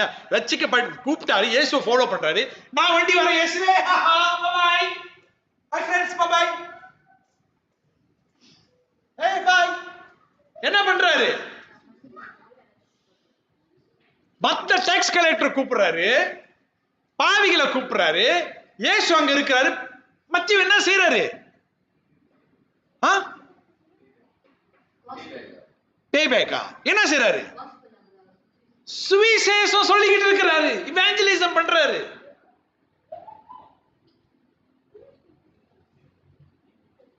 உங்கள்கிட்ட கேட்கிறேன், எத்தனை பேர் செய்றீங்க? என்னன்னா அங்க போய் இங்க போய் கடைசி எங்களே கேள்வி கேட்கறீங்களா? நீங்க தான் இருக்கீங்க கண்ணு முன்னுக்கு. என்ன செய்றீங்க? 17வது வசனம் போவோம் கடைசியாக. இயேசு அதை கேட்டு, பிணியாளிகளுக்கு வைத்தியன் வேண்டியதில்லாமல் சுகமுள்ளவர்களுக்கு வேண்டியதில்லை, நீதிமான்களை அல்ல பாவிகளே மனம் திரும்புவதற்கு அழைக்க வந்தேன் என்றார். பிரியமானவர்களே, this is the main clause for this portion of the scripture. இன்னைக்கு நம்ம படிக்கிறோமே, இதுதான் முக்கியமான வசனமே. இதுதான் இயேசு இங்க என்ன இல்லஸ்ட்ரேஷன் பாய்க்கிறாரு தெரியுமா? மெடிக்கல் இல்லஸ்ட்ரேஷன் பாய்க்கிறாரு. என்ன இல்லஸ்ட்ரேஷன் பாய்க்கிறாரு சொன்ன? மெடிக்கல் என்ன? மருத்துவ ஒரு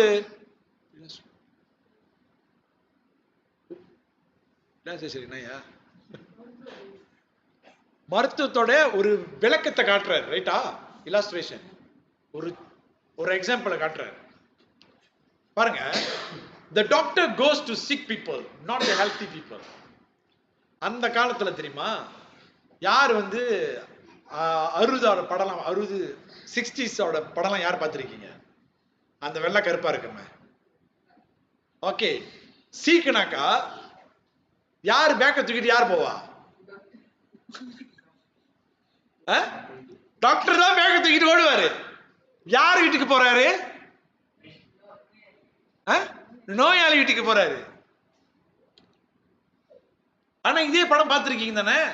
சீக்கு வந்தவங்க எங்க போவாங்க? ஹாஸ்பிட்டல் போவாங்க. ஆக மொத்தத்துல யார் போறா? சீக்காளி தான் போறாங்க. யாருக்கிட்ட போறாங்க?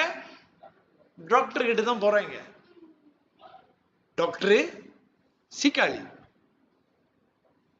இயேசு இந்த எல்லா ஸ்டேஷன்ல தான் பாய்க்கிறாரு. நல்லா பாருங்க, திருப்பி சொல்றேன், நீங்க வளர்ச்சி முதிர்ச்சி அடைஞ்சவங்களாக இருங்க. சீக்கு சீக்கு சீக்கு சீக்கு, அற்புதம் அற்புதம் அற்புதம் அற்புதம். இதையே தேடிக்கிட்டு போறீங்களா? மத்திய மார்க் இங்க என்னது கொண்டு வந்து வைக்கிறார் பாருங்க. என்ன இதுதான் அந்த கான்டெக்ஸ்ட் முக்கியம். the literal context முக்கியம். வேதத்தை சரியா படிக்கணும். ஏன் மார்க் இது ஒண்ணா எழுதிக்கிட்டு வராரு? மார்க் என்னத்தை தான் சொல்ல வராரு? என்னத்தை சொல்ல வராரு? இதுதான் சொல்ல வராரு, உங்க பாவங்கள் மன்னிக்கப்படணும். புரியுதா நான் சொல்றது உங்களுக்கு? தெரியல, நீங்க பாக்குறீங்க ஒரு மாதிரி, என்னடா அப்படி கத்திக்கிட்டு இருக்கான்னு. இன்னைக்குதான் கொஞ்சம் அதிசயமா ஒரு கை மெதுவா முடியல, ஸ்பீடா தான் போயிட்டு இருக்கு. In the same way, Jesus came for spiritually sick people, that means for sinners. இயேசு கிறிஸ்து வந்தது முக்கியமான நோக்கம் சுகம் அளிக்கிறதுக்கு அல்ல. முக்கியமான நோக்கம் சீக்கா இருக்கிற நீங்க பாவத்துல உங்களை சுகப்படுத்துறதுக்காக, அதாவது உங்க பாவத்தை மன்னிக்கிறதுக்காக. நீங்க நல்லா பாத்தீங்களா? ஏன் மக்களே அப்படியே ஒரு முட்டாள்தனமா பைத்தியமா இதுல சுத்திக்கிட்டு இருக்காங்க? எங்க ஏன் இந்த வசனத்தை விட்டு தூரமா போயிட்டாங்க? எப்படி ஒரு டெலிவரன்ஸ் மீட்டிங் வைக்கிறாங்க, ஒரு இவாஞ்சலிஸ்டிக் மீட்டிங் வைக்கிற போது மிரிக்கல் மிரிக்கல், டெலிவரன்ஸ் டெலிவரன்ஸ், பேய ஓட்டுறது, இது அது, அவ்வளவு பேர் கூடிக்கிட்டு வராங்க. ஏன்? What's wrong with these people? என்ன ஆச்சு இவங்களுக்கு? எவ்வளவு படிச்சாலும் பைபிள் புரிய மாட்டேது. ஏன் தெரியுமா? அங்க ஒண்ணு எடுக்கிறது வசனத்தை, இங்க ஒண்ணு எடுக்கிறது வசனத்தை, இப்படி ஒண்ணு எடுக்கிறது வசனத்தை. எப்படியான வசனம் உங்களுக்கு புரிய போகுது? தம்பி எப்படி வச்சுக்கோமே, மார்க்கஸ் தெரிஞ்சா உங்களுக்கு? தொப்பர்லாம் தெரிஞ்சா மறைச்சுக்கிட்டா? கொஞ்சம் கொஞ்சம் காமிச்சா எங்கேயா தெரிய போகுது. அதனாலதான் போனவர் அவர் சொன்னார்ல, ஓவர்வியூ தெரியணும். நம்மள என்னமா ஓவர்வியூ? யார் சொல்லுங்க, என்னது தமிழ்ல? முற்றிலும் ரைட்டா தம்பி? கண்ணோட்டமா தெரியணும். தெரியலனா நான் சொல்றேன், உங்களுக்கு இந்த கேள்வியோட பதில் இயேசு வர்ற வரைக்கும் உங்களுக்கு தெரியாது.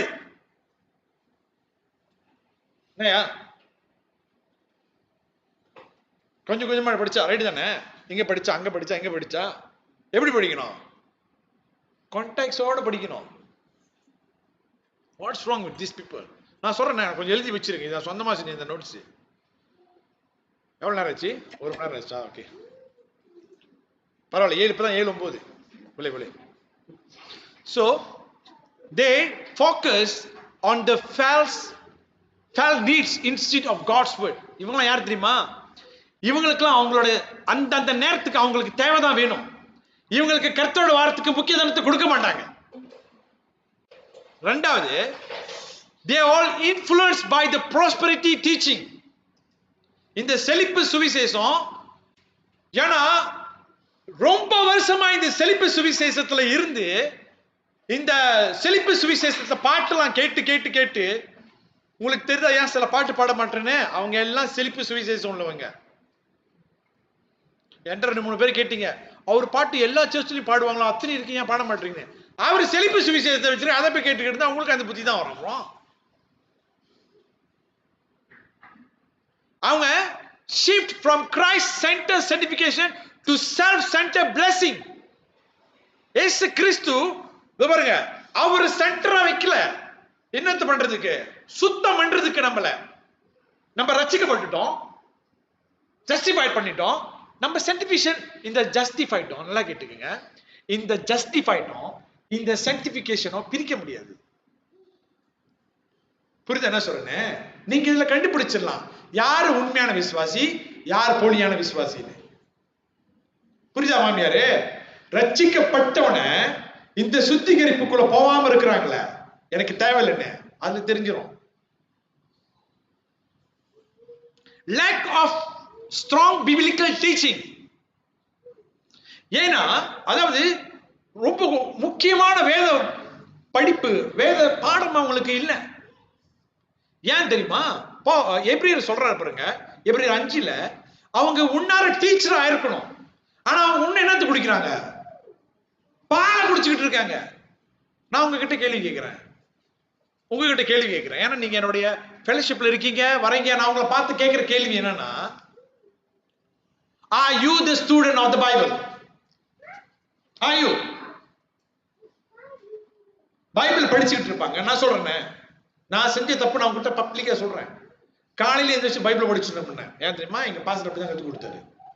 காலையில எந்திரிச்சு பொண்டாட்டி பார்க்காத, பொண்ணும் கல்யாணம் பண்ணல, யாரையும் பார்க்காத, உன்னையும் பார்க்காத, போயிட்டு முதல்ல பைபிள் பாருங்க. இது என்ன தெரியுமா? இதான் ரிலீஜியஸ். பைபிள் படிச்சிருவேன் ஒரு சாப்டர், ஆனா என்ன படிச்சுனே தெரியாது. படிப்பா ஆனா சிந்தனைக்கு தெரியும். அப்போ படிக்கணும், நாளைக்கு கிளாஸ் இருக்கு, காலையை வச்சு இதை செய்யணும், ஆனா படிச்சுக்கிட்டு இருப்பேன், ஆனா சிந்தனை அங்க இருக்கும். என்னையா படிப்பு இதெல்லாம்? எங்க உங்களோட கம்யூனியன்? மாத்துங்க. முடியலையா மன்ற அடிச்சவும் பண்ணுங்க. நீங்க இப்படியே போயிட்டு இருந்தீங்க, வளரவே மாட்டீங்க. உடனே என்ன குடிப்பீங்க? மம்ம பால் வீடும்.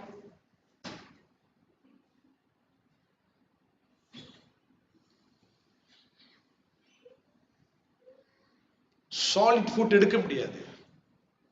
ஜெர்மி ஒன்று போட்டாரு வச்சிங்களா, சாலிட்டா ஆடிடுங்க அப்படின்னு. என்ன புதுசா சொல்றாரு இவரு, மண்டலம் வலிக்குதுல எனக்குவே. சாலிட்டா கிராஸா பேச ஆடிடுவீங்க. ஆனா நான் ஏன் இதெல்லாம் செய்யறேன்னா, நீங்க எல்லாம் மெல்ல மெல்ல வளர வைக்கணும். இதே முன்ன நான் வெக்காசார பேசிடுவேன், பேசி எல்லாம் போயிட்டாங்க. இப்ப அதுதான் வந்து கொஞ்சம் ஆண்டுடே கொஞ்சம் ஞானமா செய்யறாரு, கொஞ்சம் டீச் பண்ணியிருக்காரு. ஸோ ஆனால் நான் காம்ப்ரமைஸ் பண்ண மாட்டேன். நான் கொஞ்சம் கற்றுக் கொடுக்குறது தான். ஓகே வரலாம். ஓகே, அடுத்தது வந்து natural human desire for comfort. ஒரு மனிதனுக்கு தம்பி, தங்கச்சி, அம்மா, மாமியார், மனைவி, அண்ணன். இங்க எனக்கு ஒரே ஒரு அண்ணன் ஜெர்மி தான். அண்ணன் ஜெர்மி வயசு கூட. அக்கா கேத்ரின் அக்கா, நான் அவங்க அக்காவை கூப்பிடுவோம், அவங்க அண்ணனுக்கு கூப்பிடுவாங்க. யாருதான் அக்கா தம்பின்னு தெரியல. மரியாதைக்கா மரியாதை உனக்கு. Natural human desire is for comfort. ஒரு மனிதனுக்கு என்ன தெரியுமா வேணும்? கம்ஃபர்ட்னா, எனக்கு சாப்பாடு வேணும்னே, எனக்கு இது வேணும்னே, இதுதானே எனக்கு வேணும், என் பிரச்சனையில இருந்து எனக்கு ஓடணும்னே. நீ என்ன விசுவாசி? என்னோட கேள்வி. உன்ன இதையே தேடிக்கிட்டு போற. weak in understanding of sanctification. சுத்திகரிப்பு என்னன்னு தெரியாம இருக்கீங்க. ஏன்னா கர்த்தர் நீங்க முன்னுக்கு உங்க வாழ்க்கையில வைக்கல.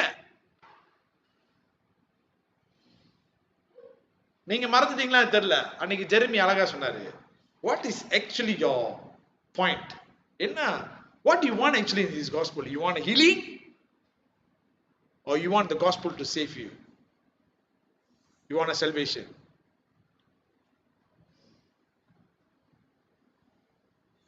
நீங்க நோட்டீஸ் பண்ணீங்களா தெரியல. இது உங்களுடைய நோக்கம் என்ன?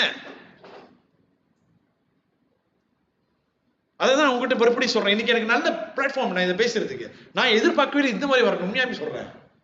உட்காந்து செஞ்சுட்டு இருக்கும் போது இது வருதுல, இதெல்லாம் தொடர்ந்து இந்த புக்கை முடிச்சா உங்களுக்கு தெளிவா புரிஞ்சிடும்.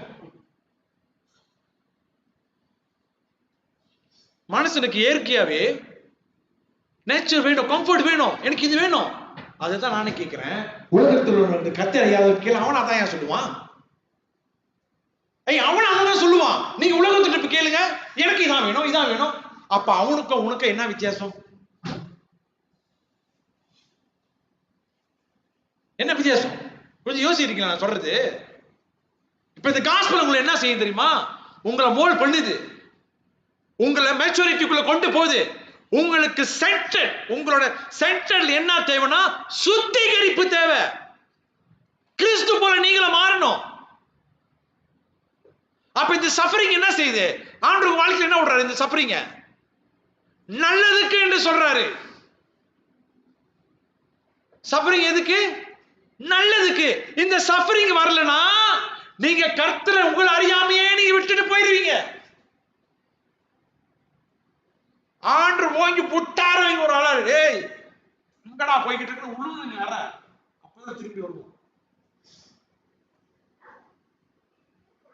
வளர்ந்த கிறிஸ்தவர்கள் சஃபரிங் வரும்போது நீங்க செய்ய வேண்டியது ஆண்டவருடைய பாதத்துல போய் சரணடைந்து அவர்கிட்ட கிருபைய, கம்ஃபர்ட்ட, பலத்தை கேளுங்க. அதுதான் சங்கீதக்காரன் தாவீது செஞ்சுக்கிட்டு இருக்காரு. நான் உங்களுக்கு காலையில சங்கீதம் அனுப்புறேன்னு, அதுதான் என்னோட பிரேயர். எப்படி மோதி தள்ளிக்கிட்டு இருக்காரு அந்த மனசை பாக்குறேன். இப்படி ஆட்ட சண்டை போறாரு, ஆண்டவரே இந்த பிரச்சனை அந்த பிரச்சனை.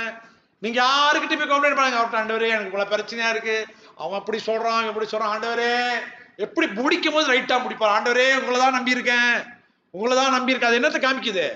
அவரே நம்ம டிபெண்ட் பண்ணிக்கிட்டு இருக்குன்னு. Weak understanding of sanctification.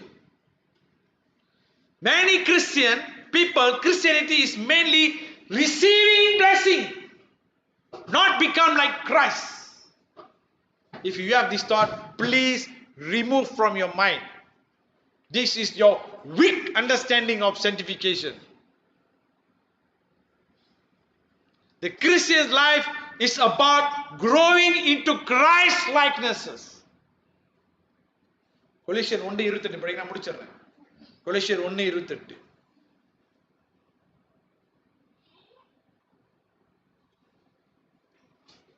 Why ஏன் இங்க அங்க பாயிரீங்க? உங்களுக்கு புரிய வைக்கிறதுக்கு தான். எங்க சொல்றது ஏதாவது இருக்கா? பைபிள் எங்கயாவது இருக்கா இவர் சொல்றது? பவுல் என்ன சொல்றாரு பாப்போம், படிங்கம்மா. எந்த மனுஷனையும் கிறிஸ்து இயேசுவுக்குள் தேறினவனாக இருத்தும்படிக்கு அவரையே நாங்கள் அறிந்து எந்த மனுஷனுக்கும் புத்தி சொல்லி எந்த மனுஷனுக்கும் எல்லா ஞானத்தோடும் உபதேசம் பண்ணுகிறோம். அதற்காக நான் எனக்குள்ளே வல்லமையாய் கிரியை நடப்பிக்கிற அவருடைய பலத்தின்படி போராட பிரயாசப்படுகிறேன். கொலோசியர் 1:28 ரைட்டாமா?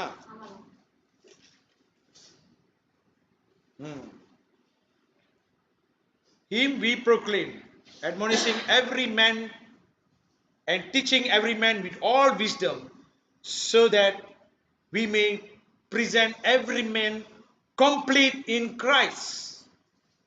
ரைட்டா? அவங்க படிச்சது தமிழ்ல? தமிழ் எப்படி போட்டிருக்காது? எந்த மனுஷனையும் கிறிஸ்து இயேசுவுக்குள் தேறியவனாக, அதுதான் ரைட்டான வார்த்தை. ஃபாலோ பண்றீங்களா? தேறியவனாக இருக்கணும். நான் அப்படி பேசுறத சொல்லிட்டு என் மேல கோச்சிக்காதீங்க. Okay please. ஓகே, நான் ஏன் சொல்றேன்னா நீங்க மெச்சூரிட்டிக்குள்ள வளரணும். ஓகே, ஆனா இது எல்லாத்தையும் எங்க பிரச்சனை இருக்கு? சுயநீதி உள்ளவனுக்கு இது எல்லாத்துக்கும் என்ன இல்ல, இந்த மாதிரி ஒரு சிந்தனையே இல்ல அவனுக்கு. அவன் நினைச்சுக்கிட்டு இருக்கான் அவன் எப்படி இருக்கான்னு, ஆவிக்குரிய நீதியில செழிப்பா இருக்கான், ஒழுக்கத்துல செழிப்பாக இருக்கிறான். என்னை நிச்சயமாக தேவன் ஏற்றுக் கொள்வார். ஆனா ஆண்டவர் சார் நான் உனக்காக வரலான்றாரு. எப்ப நீங்க உங்க சுய நீதியா இருக்கிறீங்கன்னு நினைக்கிறீங்களோ இயேசு கிறிஸ்து உங்களுக்காக வரல. இயேசு கிறிஸ்து வந்தது யாருக்காக? பாவிகளுக்காக.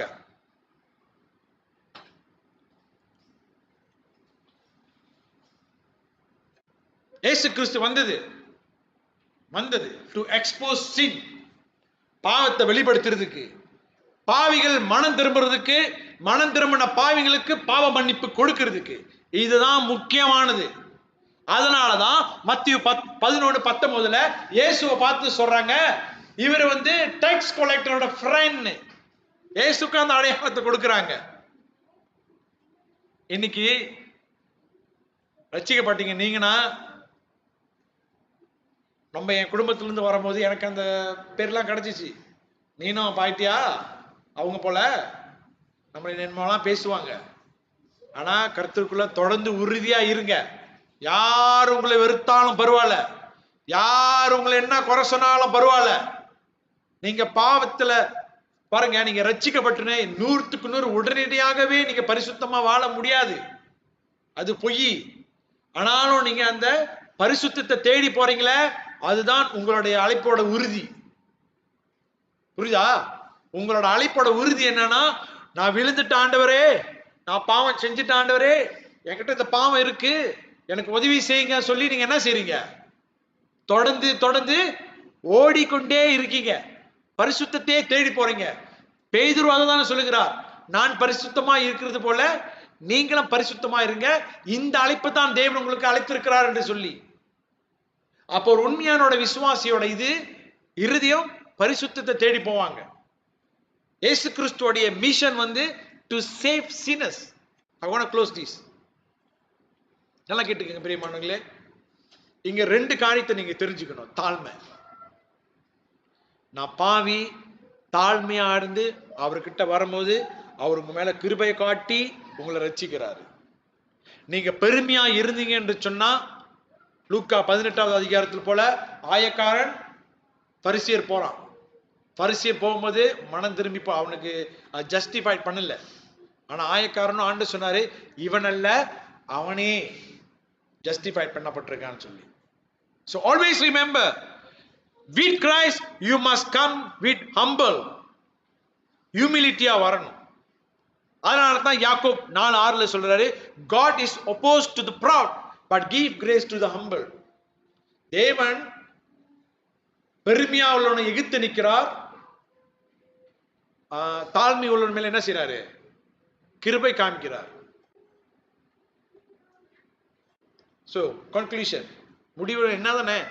இன்னைக்கோட செய்தியோட முடிவு என்ன? Christ's mission is to save sinners. இயேசு கிறிஸ்து பாவிகளை தான் ரட்சிக்க வந்தார். In Mark chapter 2 verse 13 to 17, mark 2வது அதிகாரம் வசனம் 13 இருந்து 17 வரைக்கும், Jesus reveals that mission is to call sinners. இயேசு கிறிஸ்து அவருடைய மிஷன் என்ன சொல்லுவாங்க? மிஷன், நோக்கம். இயேசு கிறிஸ்துவோட நோக்கம் என்னன்னா, to call sinners to repent. பாவிகளை மனம் திரும்புறதுக்கு கூப்பிடுகிறார். அதான் அவருடைய சுவிசேஷமே. அதான் படிச்சோம். அவர் எதுக்கு மெயினா பேசிக்கிட்டு இருக்காரு? இந்த காஸ்பலை பத்தி மனம் திரும்புங்க தானே சொல்றாரு. அதான் main. Not to those who think they are righteous. This message shows Christ extend grace to those who recognize their sin. நல்லா ஆராய்ச்சி பண்ணி பாருங்க, நீங்க பாவியா இல்லையான்னு சொல்லி. அப்படி இருந்தா நீங்க மன திரும்பி வந்திருக்கீங்களா? கர்த்தருக்கு ஸ்தோத்திரம். தொடர்ந்து அவருக்கு உண்மையா இருங்க. பிரியமானவர்களே, I close with this. Always remember, முத நான் உங்ககிட்ட என்ன சொன்னேன்? ஆண்டு எல்லாத்தையும் படைத்தது எதுக்காக படைத்திருக்கிறாரு? அவரோட மகிமைக்காக படைத்திருக்காரு. இப்ப நல்லா கேளுங்க, ஒன்னொன்னு சொல்றேன். God created all things for his glory. தேவன் எல்லாத்தையுமே, ஞாபகம் வச்சுக்க, எல்லாத்தையுமே இந்த யூனிவர்சலே, ஏஞ்சல்ஸ், ஹெவன்ல இருக்கிறது எல்லாமே, இந்த யூனிவர்சல்ல இருக்கிறது எல்லாமே, இந்த பூமியும் சேர்த்து அவர் படைத்தது எல்லாம் அவருடைய மகிமைக்காக. And that glory is supremely revealed. இதை நான் போன தியாலஜி கிளாஸ், தியாலஜி 1, அதுதான் இதை மட்டும் சொல்ல விரும்புறேன். And that glory is supremely revealed. அந்த மகிமையானது மிகவும் அற்புதமாக எங்க வெளிப்படுகிறது சொன்னா, the incarnation and redemption work of his son Jesus Christ. அவருடைய மிக பெரிய அவர் நோக்கத்தோட படைக்கிறார் பாருங்க. எல்லாத்தையும் நல்லா கேட்டுக்கங்க. If you understand Bible you know this. அவர் படைக்கிறது எல்லாத்துக்கும் நல்லா கேட்டுக்கங்க பாருங்க. இல்ல கேட்டு பவுல் இந்த தியாலஜி சொல்ல மாட்டாரு. உலகம் உண்டாவாத முன்னையே நம்மள கிறிஸ்துவுக்குள் தெரிஞ்சு கொண்டாருன்னு. அப்படி அங்க இன்னும் ஒண்ணு இருக்குது. அதனால நான் சொல்ல வரேன், ஆண்டவர் இந்த சர்வ உலகத்தையும், இந்த யூனிவர்சல் ஏஞ்சல்ஸ் எல்லாத்தையும் வச்சுக்குங்க, எல்லாத்தையும் படைக்கிற அவருடைய முக்கியமான மிக பெரிய ஒரு மகிமை எங்க வந்து முடியும்னு சொன்னா, இயேசு கிறிஸ்து இந்த பூமிக்கு மனிதனா வந்து நம்மள மீட்கிறார். அங்க தாங்க காஸ்பலோடைய கிளைமேக்ஸ் இருக்கு. அதனால தான் பவுல் சொல்றாரு, ஏய் இந்த காஸ்பல் தவிர்த்து வேற காஸ்பல் கொண்டு வராதீங்க. ஏன்னா மத்த காஸ்பல் எல்லாம் வந்து என்னத்த சொல்லுது, கிரியை பத்தி பேசுது. ஆனா இந்த காஸ்பல் ஒண்டி தான் it is by grace through faith in Christ. உங்களுக்கு புரியுதா நான் என்ன சொல்றேன்னு? புரியலையா? யாருக்கு புரியல? இதை மிஸ் பண்ணிடாதீங்க. எனக்கு புரியுது, ரொம்ப லேட் ஆகுது, எனக்கு கால் வலிக்குது, ஆனா இதை மிஸ் பண்ணிடாதீங்க. இதோட அழுத்தம் உங்களுக்கு தெரியுதா என்ன சொல்றேன்னு? ஓகே, நீங்க புரியாத வரைக்கும் நான் சொல்லிக்கிட்டு தான் இருப்பேன். நல்லா கேளுங்க. ஆண்டவர் இந்த யூனிவர்சலே படிச்சாரு. இந்த பூமியை மட்டும் பார்க்காதீங்க. இந்த பூமிக்கு வெளியே இருக்க யூனிவர்சல்னா இந்த பூமிக்கு வெளியே எல்லாமே, இன்க்ளூடிங் தி ஏஞ்சல்ஸ். யார் ஏஞ்சல்ஸ்னா? தமிழ் என்ன ஏஞ்சல்ஸ்? தேவ தூதர்கள். இவங்க எல்லாமே அவரோட படிப்புல தான் இருக்கு, எல்லாமே அவர்கிட்ட இருந்து தான் வருது. ஆனா இதோட கிளைமேக்ஸே, அவரோட இந்த குளோரி, இந்த மகிமையோட கிளைமேக்ஸ் எங்க தெரியுமா? நல்லா கேட்டுங்க. அதனாலதான் இயேசு பல வாட்டி சொல்லியிருக்காரு, உங்க சித்தத்தை செய்ய வந்திருக்கிறேன், இதனால உங்களுக்கு மகிமை வருது, இதனால உங்களுக்கு மகிமை வருதுன்னா நல்லா தெரிஞ்சுக்குங்க. இயேசு கிறிஸ்துவோட அவதாரம், the incarnation of Christ and his redemptive work, அதான் அவருடைய முக்கியமான சுப்ரீம் மகிமை வெளிப்பட்டது. புரிஞ்சா இப்ப? சோ எப்படி இது உறுதிப்படுத்துகிறது? நான் தான் உங்ககிட்ட சொன்னேன், எபேசியர் 1:4 நீங்க தள்ள முடியுமாயா? எபேசியர் 1:4 உங்களால தள்ள முடியுமா? உலகமே உண்டாகல, எப்படி இந்த தேவன் நம்மள கிறிஸ்துவுக்குள் தெரிந்து கொண்டாரு? அப்ப இங்க என்ன சொல்ல வர்றாரு பவுல் எழுதின தியாலஜி பாத்தீங்களா என்னன்னு? God planned redemption before creation. அப்படி என்னமா, உலகமே உண்டாகலனாக்கா அப்ப ஆண்டவருடைய பிளான் என்னது? ரிடெம்ப்ஷன் பிளான் இருக்கா இல்லையா? ரிடெம்ப்ஷன் என்ன தெரியுமாமா? நம்மள மீட்கிறது. பிளான் இருக்கா இல்லையா? இருக்கா இல்லையா சொல்லுங்க, உங்ககிட்ட கேக்குறேன். பிளான் இருக்கா இல்லையா? பிளான் உறுதியாக இருக்கு. இப்ப இந்த பிளான் வந்துட்டு என்னத்தை ரிக்வயர் பண்ணுது?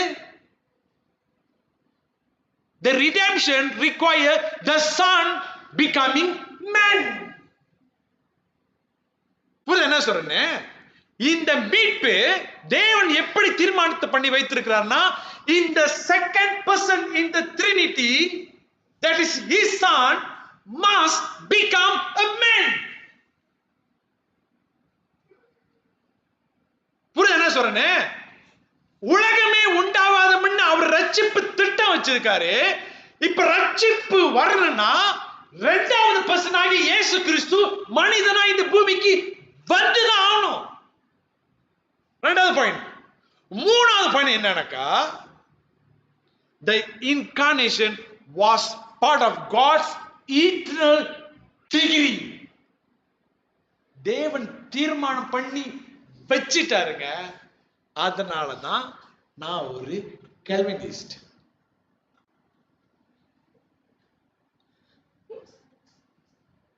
நான் சொன்னா பிடிக்காது, ஆனா இதுதான் உண்மை.